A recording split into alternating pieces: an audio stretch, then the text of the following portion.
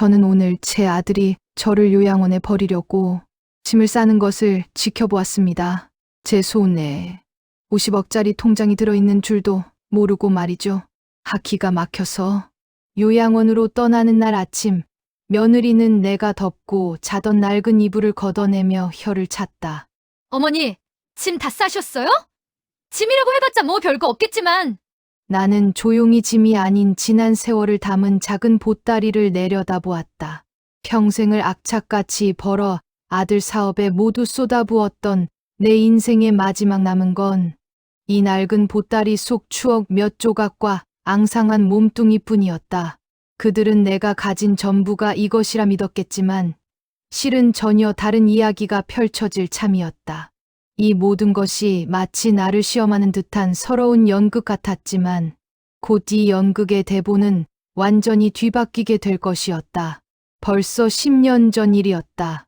내 평생을 새벽 바다 갯벌에서 구슬땀 흘려가며 모았던 돈, 시장 골목에서 생선 비린내 맡아가며 한 푼 두 푼 아껴왔던 그 모든 재산을 아들에게 건넸던 날, 아들은 번듯한 양복을 입고 내 앞에 무릎을 꿇으며 말했다. 엄마, 이번이 마지막 기회야. 이 돈이면 나 정말 성공할 수 있어. 엄마, 나 믿지? 그 눈빛엔 간절함이 가득했고 나는 그 간절함이 성공으로 이어지리라 굳게 믿었다. 자식 잘 되는 것이 부모의 낙이라 생각하며 망설임 없이 내 전 재산을 송두리째 넘겨주었다. 노년의 안락함쯤은 잠시 접어두고 아들의 성공을 위해 기꺼이 희생할 준비가 되어 있었다. 아들에게 모든 것을 내주고 빈털터리가 된 나는 갈 곳이 없어 결국 아들 집으로 들어왔다. 처음에는 며느리도 겉으로는 어머니 편하게 계세요 라며 살갑게 굴었다. 나도 몸성할 때까지는 손주도 돌보고 집안일도 도우며 지내는 것이 마땅하다 생각했다. 그들의 생활에 짐이 되고 싶지 않았기에 눈치껏 부지런히 움직였다. 설거지는 물론이고 빨래, 청소, 반찬 만들기까지 내가 할 수 있는 모든 것을 했다. 이것이 내가 자식에게 받은 은혜에 보답하는 길이라 생각하며 매일 아침 해가 뜨기 전부터 움직였다. 좁은 방 한 칸에 내 몸 뉘을 수 있는 것만으로도 감사해야 한다고 스스로를 다독였다. 하지만 편안함은 잠시, 며느리의 태도는 빠르게 변해갔다. 어느 날 며느리는 빨래가 마음에 들지 않는다며 잔소리를 늘어놓았다. 어머니, 흰옷은 삶아서 빨아야 하는 거 아세요? 이렇게 그냥 세탁기에 돌리면 누렇게 변하잖아요. 옷 다 버리겠네. 나는 며느리의 등 뒤에서 말없이 고개를 숙였다. 평생 빨래라고는 손빨래만 해왔던 내게 세탁기는 아직 익숙지 않은 물건이었다. 예전 같았으면 어련히 알아서 했을까 하고 한마디 했을 테지만 이제는 입을 꾹 다물 수밖에 없었다. 공짜로 밥을 얻어먹는 주제에 불평할 자격이 없다고 스스로를 억눌렀다. 식탁에서의 풍경은 더했다.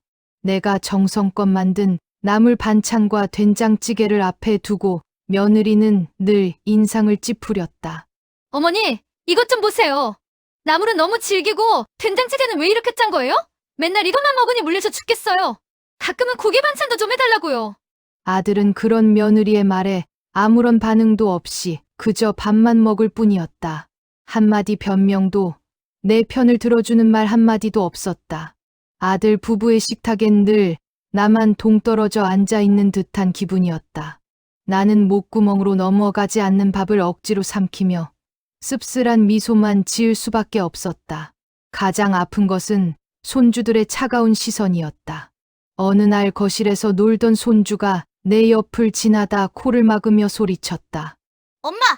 할머니한테서 냄새나! 나 할머니 싫어! 그 말은 칼날처럼 내 가슴을 갈랐다. 평생 억척같이 살아오느라 몸에 밴 생선, 비린내와 땀 냄새가 이젠 내 사랑하는 손주에게도 역겨운 것이 되었단 말인가. 며느리는 손주를 말리기는커녕 예, 할머니 싫다고 말하면 못 써. 라고 형식적인 말만 할 뿐이었다. 나는 애써 웃으며 괜찮다고 말했지만 내 마음속은 갈기갈기 찢겨나가는 듯했다. 세상에 내 편은 아무도 없다는 외로움이 나를 덮쳤다. 매일 아침 일찍 일어나 아침밥을 준비하고 설거지를 하고 빨래를 개고 청소를 했다. 집안의 모든 살림은 내 손에서 돌아갔다. 허리 한번 제대로 펴지 못하고 종일 부엌과 거실을 오가며 일했다. 며느리는 소파에 앉아 휴대폰만 들여다볼 뿐 나를 도와주는 법이 없었다. 마치 내가 이 집의 공짜 파출부라도 되는 것처럼 부려졌다. 나는 그저 묵묵히 시키는 일을 할 뿐이었다. 혹시라도 내게 불평이 담긴 말이 나오면 당장이라도 쫓겨날 것 같다는 두려움에 사로잡혔다. 이대로 영원히 그들의 눈치를 보며 살아야 하는 것인지 막막함이 나를 짓눌렀다. 아들과 며느리는 외식을 하거나 백화점에서 값비싼 옷을 사입으며 호화로운 생활을 이어갔다. 내가 준 돈으로 사업이 번창하여 잘 살고 있는 줄로만 알았다. 하지만 그들의 소비는 끝이 없었고 나는 그저 멀리서 그 모습을 지켜볼 수밖에 없었다. 내가 아들에게 건넨 돈은 그들의 풍족한 생활을 위한 기반이 되었지만 정작 나는 초라한 신세로 전락해버린 것이다. 내가 그들을 위해 모든 것을 희생한 대가는 비참함과 서러움뿐이었다. 밤늦게 혼자 잠자리에 들 때면 회한과 함께 잊고 지냈던 어떤 비밀이 서서히 고개를 들었다. 어느 날 아들의 표정이 심상치 않았다. 퇴근하고 돌아온 아들은 굳은 얼굴로 며느리와 작은 방에서 한참을 이야기했다. 엿듣는 것이 미안했지만 나도 모르게 귀를 기울였다. 이번에도 사업이 어려워졌어. 자금이 바닥나서 어쩌면 좋지? 아들의 목소리에는 초조함이 묻어 있었다. 며느리 역시 걱정스러운 목소리로 대꾸했다. 그럼 이제 어떡해? 지난번에 어머니 돈 받아서 겨우 숨통 트였는데 이제 더 이상 나올 돈도 없잖아. 나는 그들의 대화를 들으며 가슴이 철렁했다. 내 피 같은 돈이 그들의 사업 실패로 또 다시 사라질 위기에 처했다는 생각에 등골이 오싹했다. 다음 날 아침 며느리가 나에게 다가와 넌지시 물었다. 어머니, 혹시 기초연금 받으시는 거 있죠? 그 얼마나 되세요? 나는 순간 당황했지만 애써 태연한 척 대답했다. 응. 조금 받긴 하는데 왜? 며느리의 눈빛은 마치 먹잇감을 발견한 사냥꾼처럼 번뜩였다. 아니, 그냥 여쭤본 거예요. 요즘 저희가 좀 힘들어서요. 어머니께서 혹시 그 돈으로 저희 사업 좀 도와주실 수 있으실까 해서요. 나는 아무 말도 할 수 없었다. 내 마지막 남은 최소한의 생활비까지 탐내는 며느리의 뻔뻔함에 치가 떨렸다. 며칠 후 나는 거실을 청소하다가 아들과 며느리의 대화를 우연히 엿듣게 되었다. 그들은 내가 없는 줄 알고 마음 놓고 이야기를 나누는 듯했다. 어머니, 이제 더 이상은 안 될 것 같아. 우리 힘들고 애들도 스트레스 받아 하고 지방에 있는 요양원 있잖아. 거기가 시설도 괜찮고 가격도 저렴하다고 하더라고. 며느리의 차분한 목소리는 내 심장을 얼어붙게 만들었다. 아들은 아무런 반대도 없이 고개를 끄덕이며 말했다. 그래. 그게 우리 모두를 위한 최선일 거야. 어머니도 거기 가면 편하실 거야. 나는 문 밖에서 그 대화를 모두 들었다. 그들의 대화를 들은 순간 내 온몸의 피가 차갑게 식는 것 같았다. 요양원이라니 내가 평생을 바쳐 키운 아들이 나를 버리려 한다니. 배신감과 서러움, 그리고 이루 말할 수 없는 절망감이 나를 덮쳤다. 눈물이 비 오듯 쏟아졌지만 소리낼 수 없었다. 그들이 내 등 뒤에서 칼을 꽂았다는 사실보다 내가 그들에게 이토록 초라하고 쓸모없는 존재가 되었다는 현실이 더 비참했다. 내 인생에서 가장 큰 실수는 자식에게 모든 것을 주었던 것이라는 깨달음이 섬광처럼 스쳐 지나갔다. 이제는 정말 끝이구나. 그렇게 생각했다. 밤새도록 잠을 이루지 못했다. 요양원이라는 단어가 귓가에 맴돌며 나를 괴롭혔다. 그동안 내가 이들에게 얼마나 많은 것을 주었는가. 내 젊음, 내 돈, 내 모든 것을 바쳤는데 돌아온 건 버림받는다는 통보라니. 문득 수십 년 전 생선 장사로 번 돈으로 우연히 사두었던 변두리 땅 생각이 났다. 그때는 그저 투기 목적이 아니라 언젠가 내가 자식에게 아무것도 해줄 수 없을 때를 대비한 마지막 보루였다. 그 땅은 내 마음속 깊은 곳에 묻어두었던 아무에게도 말하지 않은 나만의 비밀이었다. 그래, 이제 그 비밀을 꺼내야 할 때가 온 것 같았다. 요양원으로 떠나기로 한 날 아침, 나는 며느리가 싸준 낡은 보따리를 들고 현관에 앉아 있었다. 며느리는 서둘러 나를 내보내려는 듯 재촉했다. 어머니, 시간이 다 됐어요. 이제 가셔야죠. 바로 그때였다. 웅장한 엔진 소리와 함께 고급스러운 검은색 세단 한 대가 집 앞에 멈춰섰다. 차에서 내린 사람은 날렵한 슈트를 입은 젊은 남성이었다. 며느리는 당황한 듯 나를 쳐다보았지만 나 역시 전혀 예상치 못한 상황이었다. 도대체 누구지? 나는 의아한 눈으로 남자를 바라보았다. 슈트 차림의 남자는 정중하게 허리를 숙이며 말했다. 안녕하십니까. 김영자 여사님 되십니까? 저는 법무법인 한솔의 변호사 최준혁입니다. 여사님께 드릴 말씀이 있어 찾아왔습니다. 아들과 며느리는 물론 나조차도 변호사의 등장에 어리둥절했다. 며느리는 당황한 표정으로 말했다. 변호사님? 저희 집에 무슨 일이시죠? 혹시 저희 사업 때문에?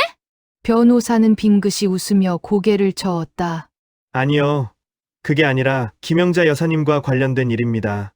아주 중요한 소식이 있어서 직접 찾아뵈었습니다. 변호사는 내 눈을 똑바로 바라보며 말했다. 여사님께서 수십 년 전 매입하셨던 성우동 변두리 땅 말입니다.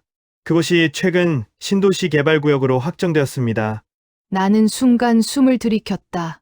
아들과 며느리의 표정은 놀라움과 혼란으로 뒤섞였다. 변호사는 이어서 충격적인 말을 던졌다. 토지 보상금이 무려 50억 원으로 책정되었습니다. 현재 여사님 명의 계좌로 입금될 예정입니다. 50억이라니. 내 머릿속은 온통 그 숫자로 가득 찼다. 잊고 살았던 그 땅이 나를 이 지옥 같은 현실에서 구해줄 동아줄이 될 줄이야. 아들과 며느리는 그제야 내게 눈빛이 달라졌다. 50억이라는 말에 그들의 얼굴에는 탐욕스러운 빛이 역력했다. 며느리가 더듬거리며 물었다. 어머니, 그게 정말이에요? 그 땅이 그렇게 큰 돈이 된다고요? 왜 저희한테는 말씀 안 해주셨어요? 나는 담담한 표정으로 그들을 마주 보았다. 말할 필요가 없었으니까. 너희가 나를 필요로 하는 건 내가 돈을 줄 때뿐이라는 걸 잘 알고 있었으니까. 내 평생 겪었던 서러움과 배신감이 한순간에 해소되는 듯한 기분이었다. 이제 내가 이들의 삶에 어떤 방식으로 존재할지는 전적으로 내 손에 달려 있었다. 50억이라는 말 한마디에 아들과 며느리는 태도를 180도 바꿨다. 아들은 눈물을 글썽이며 내 앞에 무릎을 꿇었다. 엄마, 정말 죄송해요. 저희가 엄마를 오해했어요. 엄마가 저희한테 얼마나 소중한 돈인지 이제야 깨닫어요. 요양원 얘긴 제가 미쳤었나 봐요. 다신 그런 말 안 할게요. 며느리도 옆에서 아들의 팔을 잡으며 거들었다. 어머니, 저희 정말 반성하고 있어요. 잘 저희를 용서해주세요. 저희가 어머니를 잘 모실게요. 평생 편안하게 저희 곁에서 사세요. 그들의 비굴한 모습에 나는 오히려 더 차가워졌다. 나는 무릎 꿇은 아들과 며느리를 내려다보며 말했다. 너희가 나를 버리려고 할 때 나는 이미 결심했다. 변호사에게 눈짓을 하자 그는 서류 한 뭉치를 내밀었다. 변호사님께서 이미 처리해 주셨어. 이 50억 중 절반은 사회에 환원될 것이고 나머지 절반은 내 이름으로 된 신탁 계좌로 들어가 오직 내 노후 생활 자금으로만 사용될 거야. 너희는 단 한 푼도 받을 수 없어. 아들과 며느리의 얼굴에서 핏기가 가셨다. 그들의 탐욕스러운 눈빛은 절망으로 변했고 나는 그들의 표정에서 내가 겪었던 모든 서름을 되갚아주는 듯한 통쾌함을 느꼈다. 나는 며느리가 싸준 낡은 보따리 대신 변호사가 가져온 작은 명품 가방 하나만 들고 현관을 나섰다. 더 이상 그들의 눈치를 볼 필요도 비위를 맞출 필요도 없었다. 문을 나서기 전 나는 뒤돌아 그들을 향해 마지막 말을 던졌다. 너희가 나를 버린 덕에 내가 내 인생을 찾았다. 이제 나는 내 남은 인생을 나만을 위해 살 것이다. 나는 우아하고 당당한 발걸음으로 집을 나섰다. 오랜 세월 억눌렸던 삶이 이제야 진정한 자유를 찾은 듯했다. 비로소 내 삶의 주인은 나 자신이라는 사실을 깨달은 순간이었다.